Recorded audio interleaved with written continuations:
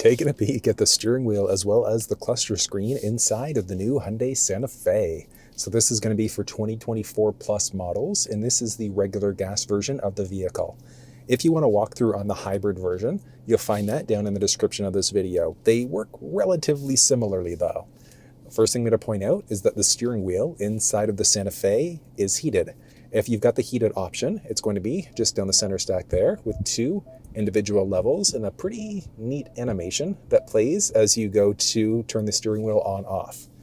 It's also going to be a manual telescoping. So just down by your left knee, you can release, pull in, out, up and down to create that perfect position. Once you find it, click it, lock it back into place. See there's a few different shifters that are, or stocks I should say, all over the place. One on the left-hand side is going to be for your lamps. So you can go off, auto, and then turn it on fully. You're going to be in auto, honestly, the majority of the time. One of the benefits of being in the auto mode is that if the vehicle recognizes that the high beams are needed, it's automatically going to turn them on. If somebody's oncoming, it's going to dim them before bringing them right back on again. If you want to flash your high beams in the auto mode, you've got that flexibility, but you can't actually fully lock them out unless you're in the top light mode. Then you can push away to keep them on, pull towards you in order to turn them off. But like I said, the majority of the time, you're going to be just in that auto mode instead. And there's also, look at that, blind spot view monitor. Love that feature. So it shows you what's going on inside of your blind spot, utilizing that side mounted camera. Not standard technology, but really cool technology at the same time. And stick on the right hand side here is going to be for your wipers. So you've got a few different wiper speeds that are available. Auto mode, you can adjust how fast or slow rain's hitting your windshield. And then there's also the auto rain sensing wipers on top of that. On the tip of the stick, you can rotate in order to turn on your rear wiper as well. You're going to pull towards you for the front wiper fluid, and you're going to push away to get that rear wiper fluid going. And then you've got your shifter, which rather than it being a traditional column shifter, hand shifter, or a dial, it's a shift by wire instead. So in order to use it, so foot on the brake, pop all the way up for drive, drop down a bit for neutral, all the way down for reverse, and then there's a button on the tip of the stick in order to drop yourself into park instead. But one cool thing is that when you're in reverse, so you drop down, auto tilt for the mirrors there, and then whether you're in drive, reverse, whatever the case may be, I guess even technically in park, if you're in park here, you can turn the camera on, and you've got this beautiful 360 view. So they're front views, reverse views, amazing 360 view. I love the way that Hyundai's designed this one. But so it's not going to be standard across the board. So all of these features are going to be dependent on the trim level of the vehicle that you're currently in. But you've also got paddle shifters. So mine is on the left-hand side, plus on the right-hand side. So you can easily drop down gears if you wanted to either rely on engine braking or if you wanted to shoot up your RPMs. So you drop a gear in order to gain RPMs in order to speed up a lot faster and then increase, decrease gears as necessary. But if you actually want to know how paddle shifters work and see a live video, check down in the description of this video. It's done on the Mustang GT, but it's the exact same premise, whether it's paddle shifters, column shifter with a manual mode, hand shifter, whatever the case may be. And you've got a boatload of buttons. So along the, actually let's go, right-hand side first. So you've got a voice command prompt. So you'll be able to do things like change songs, radio stations, navigate using your voice. Hold on, watch this. Here are some available commands. So many things that are available. So vehicle commands, you can open and close the windows, open and close the liftgate if you want to, turn on the heated steering wheel. There are so many different things that you can do. So all of the climate controls are down there, but just being able to push the voice command prompt and do any of these things is amazing. It does take a little bit of time to get used to, but once you do, it's a really cool system. And then if you were hooked up over Android or iPhone devices, so Google Maps, or I should say if you're hooking up over Apple CarPlay or Android Auto, you can do a longer push and hold of this button in order to activate your Google or Siri Assistant instead. So it's a multi-function button. So quick tap for the assistant built in, press and hold for the assistant on your phone instead. You can answer or hang up on a phone call. There's a volume rocker here. You can push in the middle in order to mute audio. And then there are two unique buttons. So you can push the button there in order to be able to do things. So you can set it up inside of the infotainment system what it does, but mode typically is going to jump you between all of your available sources. And then from there, there's another button down here, and that one's going to be another custom button. So what do you want it to do? Same idea, you can customize it through the infotainment system under setup, and then you've got buttons, And then you've got the 2 different steering wheel buttons as well. What do they do? And then you've also got this one, so going up and down. But if we're on the home screen there, you can see there, it's changing out the stations that we're on. So that's jumping between presets. You can also do a push and hold there as well if you wanted to seek. So it's a nice slow seek, so you can kind of stop in between the stations as you'd like to. But honestly, your best bet is just utilizing the voice command prompt in order to change stations that way instead. And you've got a series of other buttons along the left side. So this one is going to turn on your adaptive or your smart cruise control system. So that's the only cruise control option inside the vehicle here. You can't go to the traditional cruise if you've got adaptive. But honestly, the adaptive cruise is so useful because you turn it on, and let's say if you set it at 100 kilometers an hour, car in front of you slows down, yours is automatically going to brake. If they change lanes, pick up speed, it's going to pick you right back up to your previously set speed as well.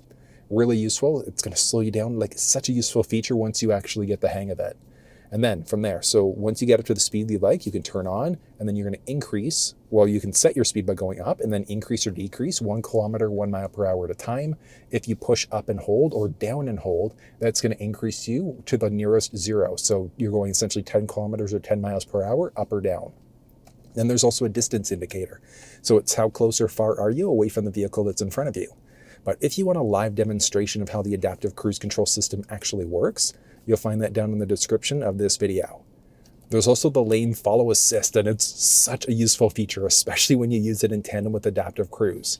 Not a fully self-driving car, but when you have this enabled, with this one enabled, if the vehicle recognizes the lane markings, it's going to keep you perfectly balanced around bends.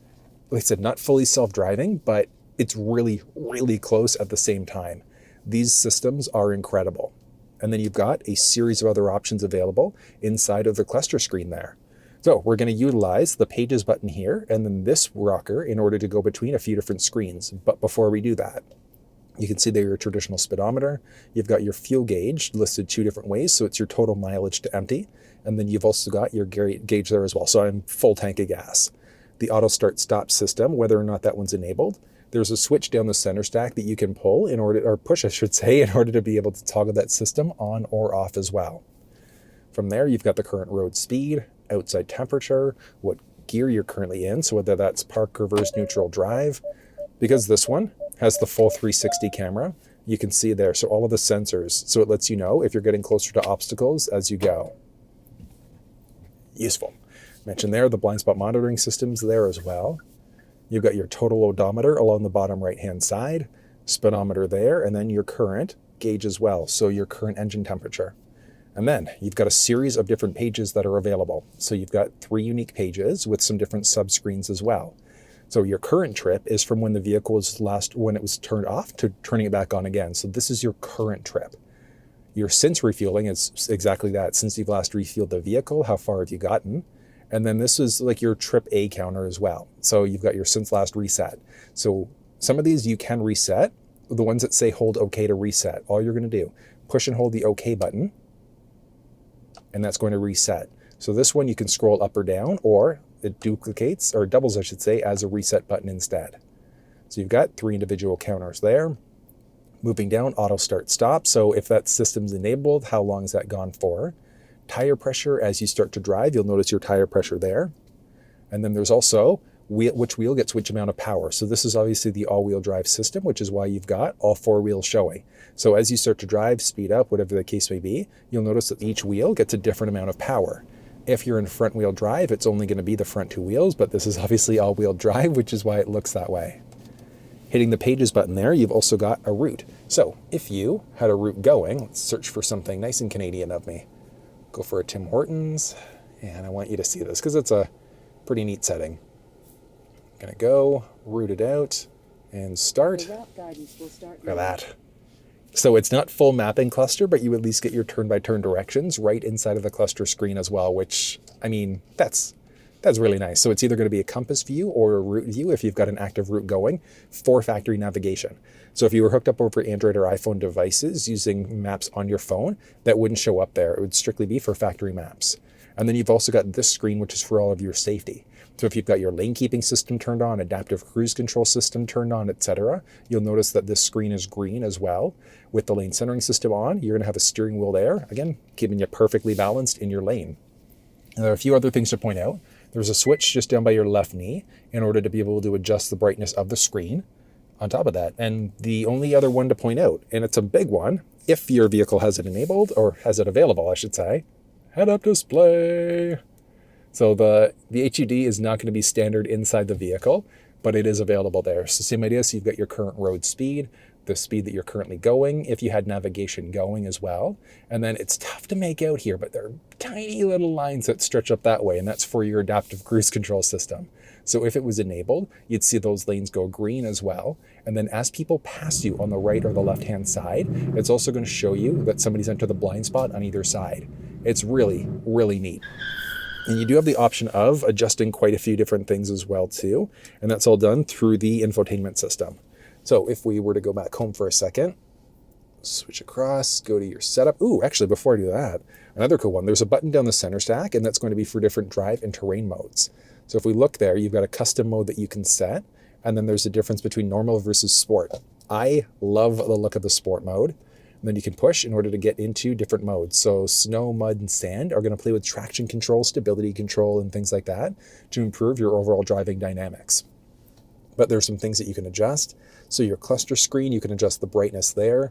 Let's say if you love the capability of the normal drive mode, but you love the look of the sport mode instead, you've got the flexibility to lock it out or link it to your drive mode. And then there are a few different setups that are available for the gauge style. For the head-up display, you can toggle it on or off. You can also rotate it. You can adjust the brightness there and things like that. And then you've also got the option of adjusting which content is showing up. So your turn-by-turn directions, media information, if you have an active call, and a number of other things. But if you want a full walkthrough of the infotainment system, you'll find that down in the description of the video. So I know that is a lot of information, but that's everything that you need to know about the steering wheel as well as the cluster screen inside of the Hyundai Santa Fe.